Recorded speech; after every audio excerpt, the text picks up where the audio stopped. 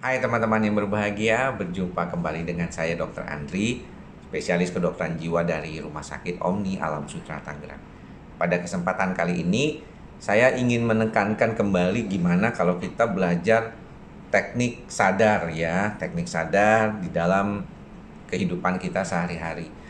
Mungkin ada beberapa teman yang bertanya, belajar nih gimana sih supaya teknik sadar ini? Karena kalau saya itu lagi cemas, sebenarnya saya perlu apa yang dilakukan? Apakah saya perlu mengalihkan pikiran saya kepada hal yang lain? Apakah saya melakukan sesuatu? Misalnya tiba-tiba datang gitu ya perasaan itu. Nah, teman-teman perlu pahami bahwa kalau kita berkaitan dengan bagaimana kita belajar sadar, belajar untuk menenangkan pikiran kita, pada dasarnya kita melatihnya setiap hari. Jadi kita melatih setiap hari itu supaya kita membiasakan nih diri kita itu kalau dalam keadaan diam itu bisa tetap menikmati keadaan diam tersebut. Banyak dari kita yang tadi sudah saya sebutkan di depan, kalau mengalami rasa cemas, bosen ya, merasa kayak nggak mau ngapa-ngapain tapi diem bingung gitu ya, itu jadi kebingungan sendiri.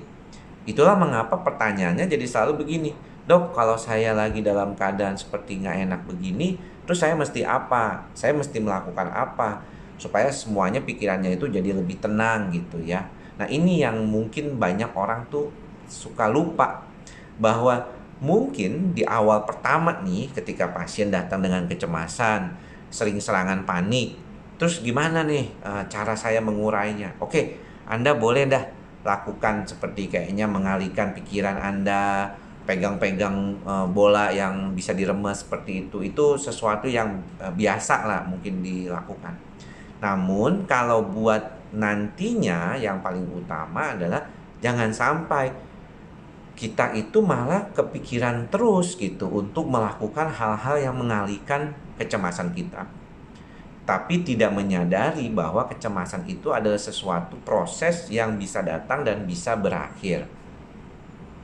Sebenarnya sama ketika teman-teman lagi dalam keadaan normal biasa seperti ini, kemudian mau belajar bagaimana sih caranya bermeditasi gitu ya, atau belajar untuk menenangkan pikiran, atau belajar untuk memfokuskan pada sesuatu. Teman-teman bisa lakukan zikir, bisa wirid, bisa melakukan pakai tasbih, bisa mengucap nama atau mengucap Allah, mengucap Buddha, mengucap Yesus, mengucap Tuhan, mengucap siapapun gitu. Om bisa segala macam.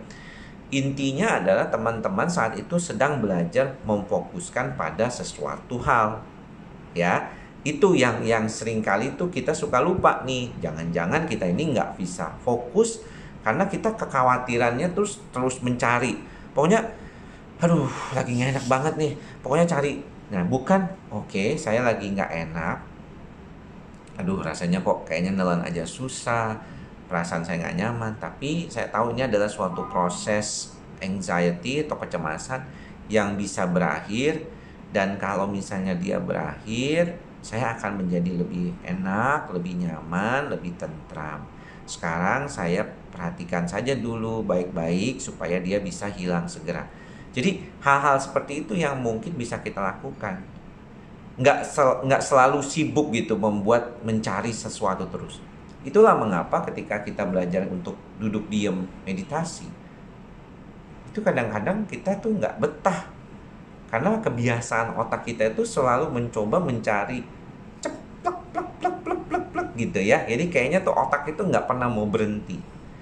Ya, jadi nggak heran ya kalau ditanya, banyak orang bilang, saya ini sebenarnya sakitnya gara-gara apa ya?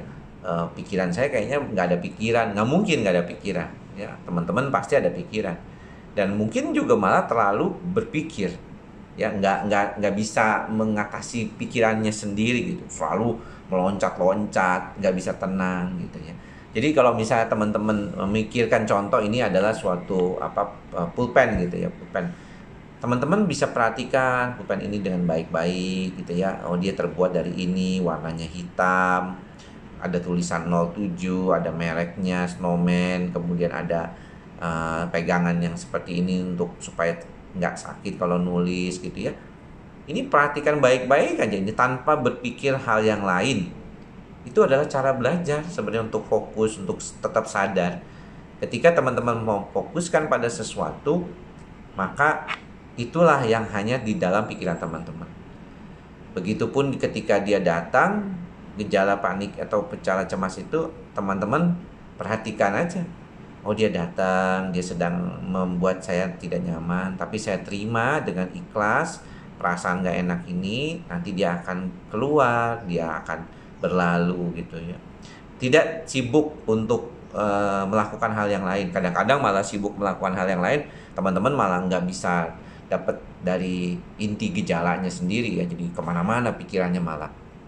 Itulah mengapa di awal terapi mungkin kita bisa membantu dengan pengobatan supaya lebih tenang otaknya.